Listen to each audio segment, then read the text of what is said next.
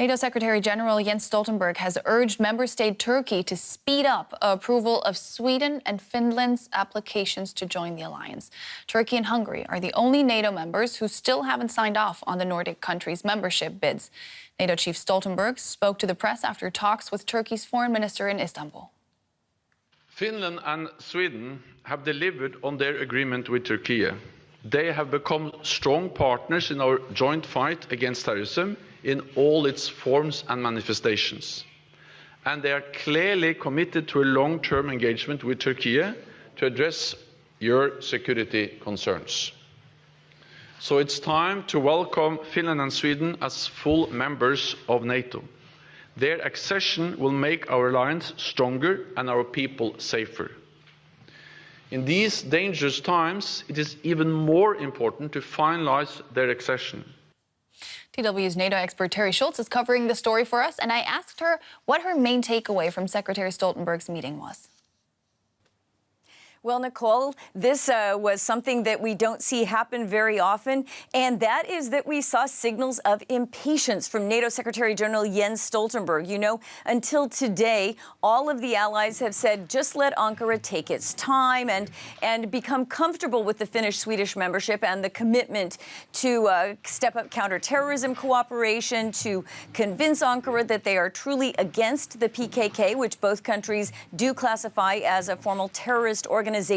Today was the first time that Stoltenberg came out and said, OK, Turks, you've had enough time. And this is the first time we've heard him signal that, you know, they think that Turkey, that Finland and Sweden have done everything they promised Turkey and that it's time to drop this block. So what's behind Turkey's continued reluctance to welcome Finland and Sweden into NATO? You know, a lot of the suspicion is that President Erdogan simply has a platform now to pressure Sweden, a country that has long irked him, because there is a high tolerance for freedom of speech and demonstration, even for a group that is considered a terrorist organization. And I can tell you, I was there over the summer, and there was a demonstration that was considered just pro-Kurdish officially, yet the PKK flags outnumbered any other flag by far. So you do have a very high visibility of the PKK in Sweden, and that is something that the government feels must be allowed under freedom of speech. Now, there's a new government in Sweden, a new, more conservative government, and they say that they're going to crack down on support for the PKK because that is outlawed since it is considered a terrorist organization. So there may indeed be movement on this on the Swedish side that allays even more of President Erdogan's concerns. But this is a complaint that he's had against Sweden for a very long time, and Sweden's wish to join NATO simply now gives him an opportunity to basically exploit it.